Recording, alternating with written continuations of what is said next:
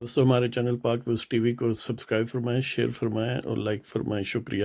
بسم اللہ الرحمن الرحیم۔ اس پروگرام میں ہم پی ٹی آئی کی جو گروپنگ ہے نا اس کو تھوڑا بہت سمجھتے ہیں، لیکن تھوڑا لائٹر موڈ اور موڈ میں، یعنی بہت زیادہ سنجیدہ نہ ہوں۔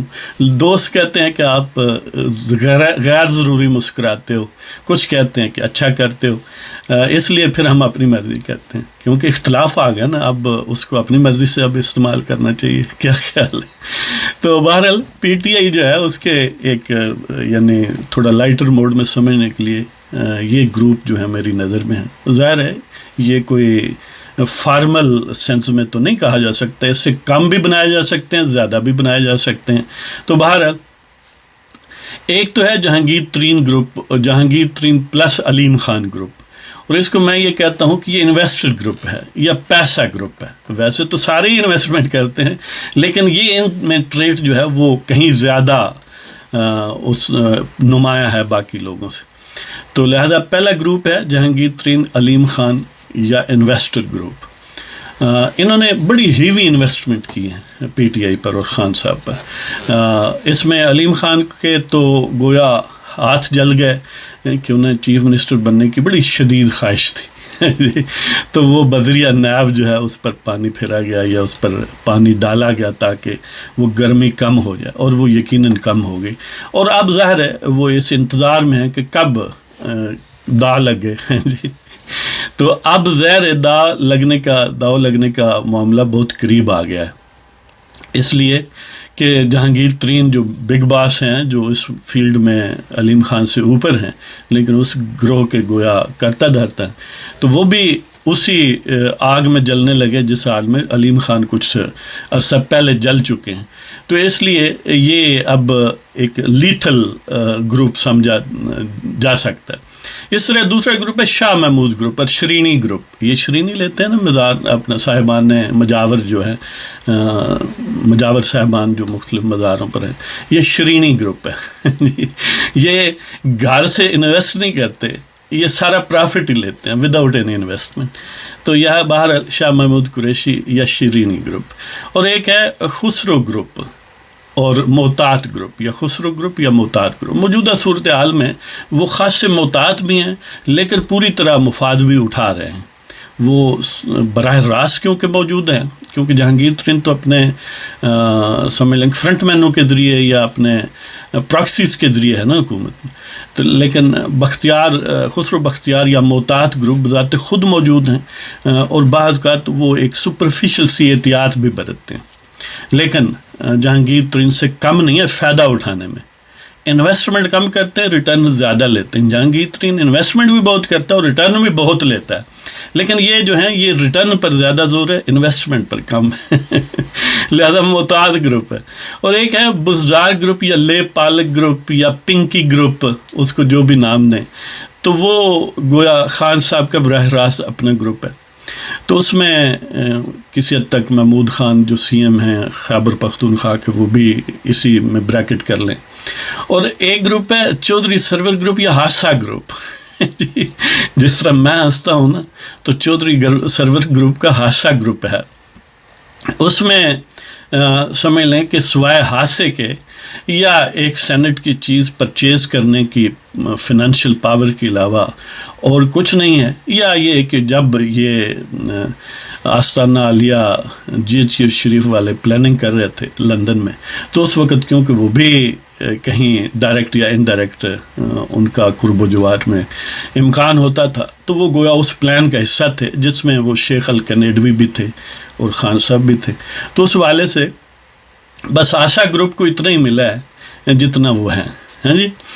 اور اس کے علاوہ فواد چودھری گروپ ہے یا جگت گروپ، اس کو آپ کہہ لیں، یعنی وہ بنیادی طور پر سوائے ایک بندے کے اور اس کے پاس کچھ نہیں ہے، چلو ایک آدھ اور ایم پی ہوگا، لیکن اس کے پاس جگتیں اور یعنی ٹیز کرنے والی چیزیں، اور کوئی مسئلہ نہ ہو تو ایک ہنگامہ برپا کرنے والی کیپیسٹی موجود ہے، اور انہیں بھی بڑی خواہش ہے کہ وہ چیف منسٹر بنے۔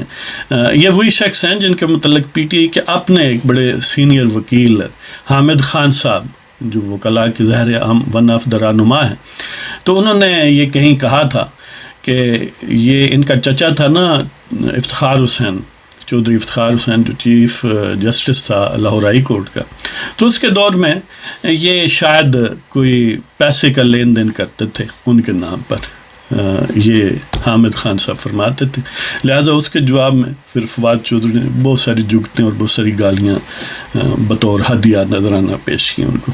تو یہ گویا جگت گروپ ہے. اور ایک گروپ ہے شہرام تراکئی یا انتظار گروپ.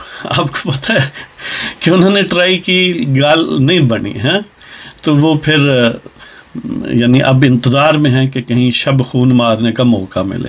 تو شاید جہانگیر ترین کی جو ٹسل ہے اس وقت، اس میں انہیں بھی کوئی موقع مل جائے. اور ایک گروپ ہے وہ ہڑیلو کٹا گروپ آپ کہہ لیں، ان میں باقی سارے لوگ جو ہیں وہ شامل کر لیں جن کا کوئی گروپ نہیں ہے یا جو اپنے آپ میں ہی ایک گروپ ہیں. ان میں ایک خٹک صاحب بھی چلو شامل کر لیں، کیا رجا، ہمارا کیا جاتا ہے. ہاں جی، تو یہ گروپ ہیں. ان گروپوں پر نظر رکھیں کہ اب یہ جو موجودہ جنگ کا سمجھ لیں آخری سے پہلے والا شو ہے، ابھی آخری فائنل فیز ہوگا جب یہ انلیش ہو جائیں گے ایک دوسرے کے خلاف. تو یہ گویا آخری جو مارکا ہوگا اس کی تیاری ہوگی یا اس کا ایک پری فیس ہوگا. تو اس میں ان سارے گروپ بڑے ویسے محتاط بھی ہیں اور ایک دوسرے کے لنکڈ ہیں کہ ضرورت پڑے تو ایک سائڈ دوسری سائڈ بدلنے میں کوئی بہت زیادہ پرابلم نہ ہو. تو اس میں یہ بھی سنا ہے کہ میاں شہباز شریف کے ساتھ بھی براستہ علیم خان اور براستہ رانا ثناء اللہ جو ہے جہانگیر ترین کی انڈرسٹینڈنگ بن رہی ہے. تو دیکھتے ہیں کہ اونٹ کس کروٹ بیٹھتا ہے. لیکن یہ بات بھی طے ہے کہ بڑے ریلیکٹنٹ ہیں GHQ والے، اس لیے کہ ہیرو بننے کا انہیں شوق بھی ہے، اور اس موجودہ صورتحال میں تمام تر ایکٹنگ کے باوجود سارا جہان جانتا ہے کہ یہ کالک صرف بنی گالا کی نہیں ہے، یہ کالک ادھر سومناتھ تک جاتی ہے، بلکہ وہاں سے شروع ہوتی ہے تو بنی گالا پر ختم ہوتی. اس پر ایک مختصر سی نظم بھی چلو آپ کو سنا ہی دیتے ہیں.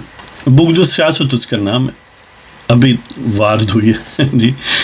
بغض میں میرے کتنے ہی پارسا ہوئے، بغض میں میرے کتنے ہی پارسا ہوئے، یعنی میرے بغض اور کینے میں کتنے لوگوں کو پارسائی کا تمغہ ملا.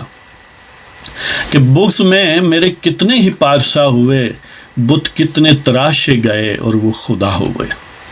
بغض میں میرے کتنے ہی پارسا ہوئے، بت کتنے تراشے گئے اور وہ خدا ہوئے. خلق خدا کو ڈرایا گیا، الجھایا گیا. خلق خدا کو ڈرایا گیا، الجھایا گیا. قیامت آئی بار بار، حشر کئی بپا ہوئے. خلق خدا کو ڈرایا گیا، الجھایا گیا. قیامت آئی بار بار، حشر کئی بپا ہوئے. غدار اور بے ضمیر معزز کتنے ٹھہرے، غدار اور بے ضمیر معزز کتنے ٹھہرے. میر جعفر نئے بنے، قاضی رسوا ہوئے. غدار اور بے ضمیر معزز کتنے ٹھہرے، میر جعفر نئے بنے، قاضی رسوا ہوئے. اور کتنے پاپڑ بیلے گئے، ناٹک کھیلے گئے. کتنے پاپڑ بیلے گئے، ناٹک کھیلے گئے. تب کہیں مسند نشیں وہ آدھا ہوئے. کتنے پاپڑ بیلے گئے، ناٹک کھیلے گئے. تب کہیں مسند نشیں وہ آدھا ہوئے. بغض میں میرے کتنے ہی پارسا ہوئے، بت کتنے تراشے گئے اور وہ خدا ہوئے. خلق خدا کو ڈرایا گیا، الجھایا گیا. قیامت آئی بار بار، حشر کئی بپا ہوئے. غدار اور بے ضمیر معزز کتنے ٹھہرے، میر جعفر نئے بنے، قاضی رسوا ہوئے. کتنے پاپڑ بیلے گئے، ناٹک کھیلے گئے. تب کہیں مسند نشیں وہ آدھا ہوئے. تو اس کے ساتھ ہی اب اجازت، خدا حافظ.